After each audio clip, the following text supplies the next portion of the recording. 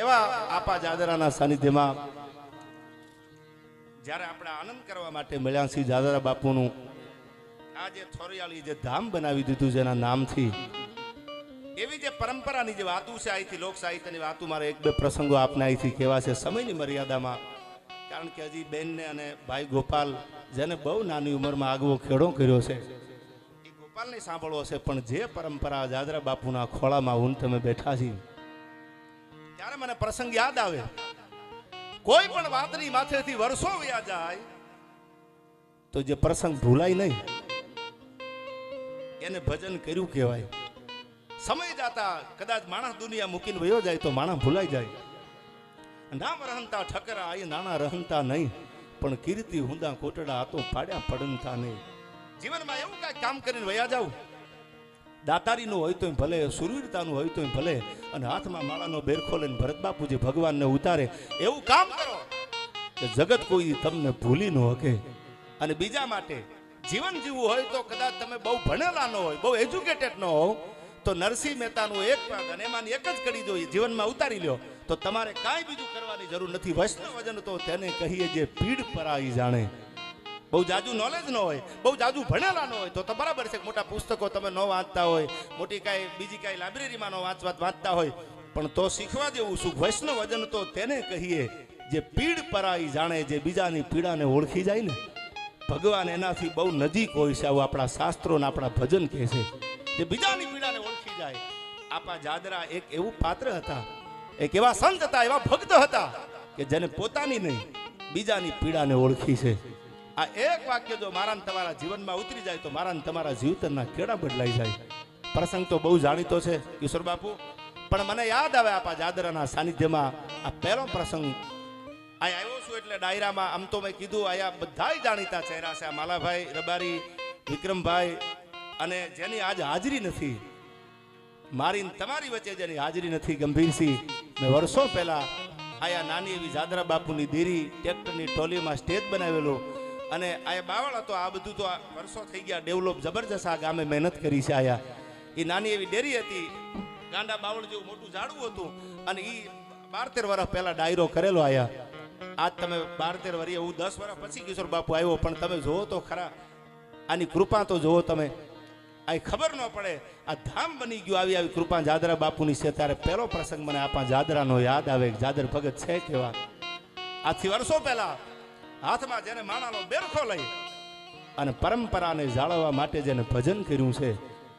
આપ કથા જાણો છો એટલે ગેબીનાથથી માંડી અને તમે આગળ હાલો તો મોલડી સુધી વયાવો, જ્યાં 52 વીરના હજી બહેણા છે. આપો રતા હલતા હલતા હલતા દ્વારકા જવા નીકળે મુરલીધર મહારાજના દર્શન કરવા માટે. અને મુરલીધર મહારાજના દર્શન કરવા મોલડીના પાદરમાંથી જ્યાં ડગલા દીધા, સડપ સડપ સડપ સડપ ડગલા દીધા. આજ પણ તમે જે ટોલ નાકું છે વાંકાનેર બાઉન્ડ્રીનું, ત્યાં મુરલીધર મહારાજ હામો હાલે છે. દ્વારકા વાળો હામો હાલ્યો. ખબર કેમ પડે આ દ્વારકા વાળો છે? એ આવીને કીધું ભગત ક્યાં જવું છે? એ કે દ્વારકા જવું છે. કે હવે દ્વારકા જવાની જરૂર નથી. કેમ? કે હું દ્વારકા વાળો તમને સામે હાલીને દર્શન આપું છું, હવે પાછા વળી જાઓ. મોરડી ભણે કે પણ તમે કહો છો હું દ્વારકા વાળો છું, પણ ગામ થોડું માને. હું વાત ગામમાં જઈને કરું. મને દ્વારકા વાળો હામા મળ્યા, ઠીકરિયાળીના પાદરમાં ભગવાન મળ્યા. પ્રસંગ મને વચ્ચે યાદ આવે છે. બધા સમજદાર છે, વડીલો છે, એટલે થોડા પ્રસંગો ઉપર જાઓ. ઘોઘાવદરના પાદરમાં દાસી જીવનને ભગવાન મળ્યા. આવા ખબર ગોંડલના દરબાર સંગ્રામસિંહને પડ્યા. એટલે ઘોડા તૈયાર કર્યા, બાગડતા બાગડતા બાગડતા બાગડતા વાસમાં ઘોડા આવ્યા. કોઈ કેવરાયું દાસી જીવનને કે ગોંડલ મહારાજા આવે છે તમારા વાસમાં. ઓહો, તો અમારા ભાગ ઉઘડી ગયા. અમારો રાજા, અમારો, અમે તો એની પ્રજા કહેવાય, અમે તો એની રૈયત છીએ. લાકડી પડે, માણસો પગમાં પડતા હતા. મહારાજા આવ્યા, પેગડામાંથી પગ લીધો અને સંગ્રામસિંહ આવી અને કીધું. ભક્ત હતા પોતે. કાયાને રાધા કીધી અને આતમને કીધો કાન. પછી ભૂલ્યો દેહનું ભાન થઈ તું દાસી કહેવાનો દાફડા. આવો ભક્ત હતો દાસી જીવન. અને એને કીધું કે મેં એવું સાંભળ્યું છે કે તમને ભગવાન મળ્યા. અને દાસી જીવન 2 હાથ જોડીને ગોંડલ મહારાજાને એટલું કીધું કે હા મને ભગવાન મળ્યા. કે તો કોઈ પુરાવો ખરો? આની કોઈ સાબિતી ખરી તમને ભગવાન મળી ગયા? નહીં કે આ છે ને બહુ મોટો પુરાવો છે. ક્યાં તમારી આગળ પુરાવો છે? આપો પુરાવો. આવું સંગ્રામસિંહ બોલે છે. ત્યારે દાસી જીવન હાથમાં માળાનો બેરખો રામસાગર રહી ગયેલો. ભજનની તાકાત જો. હવેશભાઈ એને એમ કીધું કે મોટો પુરાવો આથી બીજો કયો હોય કે ગોંડલનો મહારાજા જ્યાં જાય ને જાજમું પસરાતી હોય, ફૂલડા પસરાતા હોય, અને મેં આમંત્રણ નથી આપ્યું, મને ખબર નથી, અને ગોંડલ મહારાજા મારા ઘરના ઉંબરા સુધી આવે, તો હવે એવું તમને નથી લાગતું કે મને દ્વારકા વાળો મળી ગયો, મને ભગવાન મળી ગયો? આથી પુરાવા બીજા ક્યાં લેવાના હોય? એમ આપને જે વાત કરું છું સાંભળજો. અહીંથી જે પરંપરામાં હું તમે બેઠા છી, એ જે પરંપરા આપા જાદરા અને મોલડીની વાતો આપને કરતો. દ્વારકા વાળા મળ્યો, કીધું પાછા વળી જાઓ, તમારે દ્વારકા આવવાની જરૂર નથી, હું તમને દર્શન આપી દઉં છું. હુખડીનું ભાતું આરે હતું એટલે ભાતું ખવડાવી દીધું. ટૂંકમાં આખી વાત કરું અને પાછા મળતા આપા હતા એટલું કીધું કે વાત તો સાચી છે મુરલીધર મારા, દ્વારકા વાળો મને સામો મળ્યા, દર્શન દીધા, હું અહીંથી પાછો વળી જાઉં હિમાળામાંથી, પણ આવડું મોટું ગામ છે, એ ગામ નહીં માને તો મારે પુરાવો ક્યાં દેવો? અને તેથી દ્વારકા વાળો ભગવાન મુરલીધર મહારાજ આપા હતા ને એટલું કીધું કે વળો પાછા અને વયા જાવ મોલડીના પાદરમાં. તમારા મોલડી ગામની દક્ષિણાથી બાજુ જે ડુંગર છે એ તરીકમથી ખાડા કરજો, તરીકમનો ટોચો કરજો, અને એક એક તરીકમના ટોચે જો હનુમાન નીકળે માનજો દ્વારકા વાળો મુરલીધર મહારાજ તમને હિમાળે હામો મળ્યો છે, તો બીજા પુરાવાની જરૂર નથી. અને એક એક તરીકમના જે ટોચા કર્યા ત્યાંથી 52 હનુમાન, આજ પણ તમે જાઓ જે 52 હનુમાન બેઠા છે એનો પુરાવો આપે છે કે અઠે દ્વારકા આય દ્વારકા છે, હવે દ્વારકા જવાની જરૂર નથી. આ જે પરંપરા છે અને એ જ પરંપરામાં આગળ વધો. સોનગઢથી નીકળેલા વાત તો બહુ મોટી છે માકબાઈમાં, પણ આપા જાદરાની વાત આપને કરું. આજ પણ આણંદપંની બાજુનું વડાળી ગામ, આપા જાદરાને ત્યાં જવાનું થયું, હાથમાં માળાનો બેરખો લઈ ભજન લઈ ગયેલું, તાર લાગી ગયેલો ભગવાનની હારે આવ તારા ગજ હેઠા મેલી અને વજન મેલીને તું ભરવા, આ નવલખ તારા નીચે બેઠો કયે તુંબડે તરવા, 14 ભવનનો નાથ આવે એક ઝપટી ધૂળની પ્રીતે, આ વજન કરી હારે મનવા ભજન કરી જીતે. આ દુનિયામાં જેને જેને ભજન કર્યા છે એ દુનિયામાં જીત્યા છે, બાકી વજન કરવા વાળા દુનિયામાં જીત્યા નથી. આ તો બધા કલર હોય છે, દુનિયાને આમ તેમ ગમતા હોય, પણ આવું જ્યારે માળાના બેરખા હાથમાં લઈને જેને ભજન કર્યું એ આપા જાદરાના સાનિધ્યમાં હું તમે બેઠા છીએ એટલે વાત કરું. આયા એ આજથી વર્ષો પહેલા આણંદપરની બાજુનું વડાળી ગામ, અને વડાળી ગામમાં આપા જાદરાને જવાનું થયું, ભજન કરવા જવાનું થયું.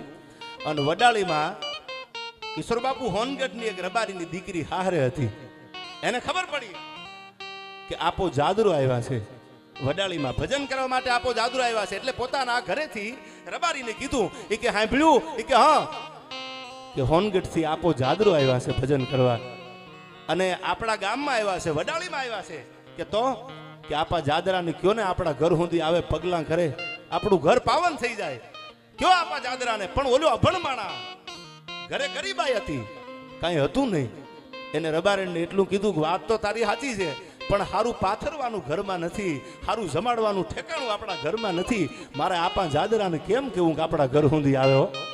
સાંભળજો, પીરાઈ કેવી છે, ભક્તિ કેવી છે. અને જ્યાં આવ તારા ગજે હેઠા મેલી વજન મેલીને તું વરવા, જ્યારે તમારા પોતામાંથી તમારો વજન નીકળી જાય ત્યારે માનવું તમે ભજન કરવાને લાયક છો. જ્યાં સુધી વજન હોય ને ત્યાં સુધી દુનિયામાં ભજન ન થાય. જેનું નામ પડે ને થર થર થર થર થર થર થર ધણનાટી વાગવા માંડતી હતી, એ માણસે એક દી વજન મૂકી દીધો તો તઈ અંજારની ધરતીમાં, કચ્છની ધરતીમાં જાડેજો પીર છે ને જેસલ પૂજાણા, જો વજન ન મેલ્યું હોત તો એનાથી ભજન ન થાત. આવો વજન મૂકી અને હાથમાં માળાનો બેરખો લઈને આપો જાદરો ભજન માટે વડાળી આવેલા, અને એમાં આજીજી કરી પોતાના ધણીને કીધું જાઓ તમે. એ ના નહીં પાડે, હું ગામની દીકરી છું, હોનગઢની છું, અને એ તમે કયો એટલે આપણે ને આવશે, મને ખબર છે આપા જાદરાને હું ઓળખું છું, તમે જાઓ તો ખરા. કે પણ જો તો ખરી ગાંડી કાંઈ છે નહીં, કે ભલે કાંઈ ન હોય, એને પાથરવાની જરૂર નથી, મને આપા જાદરાની ખબર છે, તમે એકવાર જાઓ તો ખરા. અને સાહેબ થડકતા થડકતા જેને ગરીબાઈ વેઠી હોય એને ખબર હોય કે ગરીબાઈની વ્યાખ્યા શું હોય. સ્ટેજ ઉપરથી માયક જાલીને ગરીબાઈ બોલવું બહુ સહેલું છે, પણ ગરીબાઈના જેને અનુભવ કર્યા હોય એને ખબર હોય. અમે ઉજળા ઉજળા વસ્ત્રોમાં શૈતાન છુપાયેલ જોયા છે, અને અમે ગંદી સડતી ગલીઓમાં ખાનદાન છુપાયેલ જોયા છે. અમે ત્યાગ શરાફત નેકીથી મૂંગે મોટે સેવા કરતા નિર્ધનતાની ભઠ્ઠીઓમાં ઇન્સાન છુપાયેલ જોયા છે. જેને ગરીબાઈ જોવે એને ખબર હોય.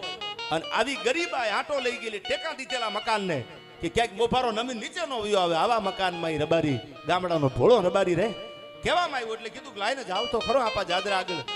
ધીરા ધીરા ધીરા ધીરા ધીરા ધીરા ડગલા દેતો દેતો દેતો વડાળીમાં આણંદપુરની બાજુનું વડાળી ગામ એ આવી ડાયરો ઓકડા ઠઠ બેઠેલો ડાયરાની અરે રામ રામ કર્યા અને રામ રામ કરી અને હજી રબારી બોલવા જાય કેવા જાય આપા જાદરાને ઈ પેલા તો સામેથી પડકારો છૂટ્યો કે આવ બાપ મારે આવું તું તમારા ઘર સુધી પણ તમે આ સુધી આવી ગયા તો બહુ સારું રહ્યું બાકી મારે મકાન ગોતવું પડત તમારું ઘર ગોતવું પડત મને એમ થાતું કે મારા ગામની દીકરી આયા છે તો આ સુધી આવ્યો છું વડાળી સુધી તો લાઈને ના આંગણા સુધી જાતો આવું અને સાહેબ રામ રામ કર્યા ડાયરો બધો બેઠો તો આપા જાદરાને કીધું બાપુ જો મારા ઘર સુધી આવો પગલા પાડો એ પગલા પાડો શબ્દ જે આપા જાદરાના કાનમાં પડ્યો ને ત્યારે શબ્દો છૂટ્યા હતા પગલા તો ભગવાનના હોય હું તો કાળા માથાનો માનવી છું પગલા મારા હોય નહીં પણ મારે આવું તું તમે આવી ગયા તો મને મજા આવી હાલ બાપ હાલ સવારનું ટાણું ભગવાન ઉદયાચલના ઓડેથી ભગવાન ભાણે હજી કોરું કાઢેલી ભલે ઉગ્યા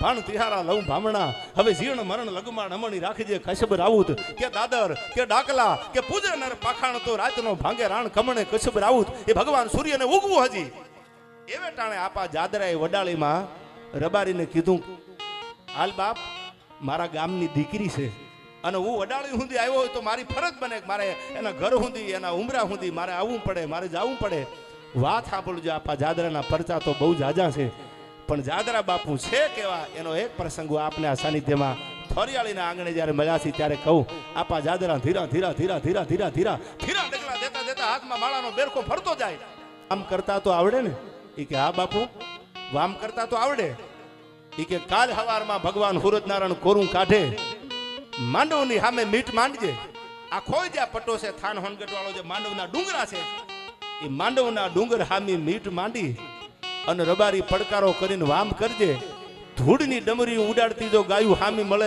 માનજે ગાપો જાદરો બોલ્યો છે વડાળીના પાદરમાં હો તું એમ ન કહેતો કે હું ગરીબ છું મારા ઘરમાં કઈ છે નહીં મને કઈ પૈસા નથી માલઢોર નથી મુંજાતો નહીં ભલે તું ગામનું ધણ ધારતો પણ હવારમાં માંડવ હામી મીટ માંડીને વામ કરજે મારું ભજન છે મને ભરોસો છે દ્વારકા વાળો આબરૂ આપડી નહીં જવા દે અને બીજા દિવસે હવારમાં માંડવના ડુંગર હામુ જોની રબારી એમ ફડકારો કર્યો વામ કરી જેટલી મૂળાની મોગરીઓ આપા જાદરાએ જમ્યા હતા જેટલી ખાતી હતી એ 27 મોગરી હતી એ પૂંછડાના વળ દેતી દેતી માંડવના ડુંગરમાંથી 27 ગાયો રૂવાડા લેતી લેતી નીકળી આ જાદરા બાપુનો જીવ તો જીવંત પરસો છે જો એકવાર ફડકારો કરો હૈયાના ભાવથી જો કરો હાકલો તો ઢીંગલું ચીથરા તણું ધૂણે જો તમારો ભરોસો હોય તમારો વિશ્વાસ હોય તો ભગવાન આજે આવે આજે ભગવાન પરચામ પૂરે આ જાદરા પીરના સાનિધ્યમાં જ્યારે હું તમે મળ્યા છી ત્યારે એક નાનો એવો પ્રસંગ મારે આપને આ કહેવો છે સમય ઘણો વીતી ગયો તો ધીરે ધીરે ધીરે ધીરે ધીરે અંગ્રેજી હુકુમતના પાયા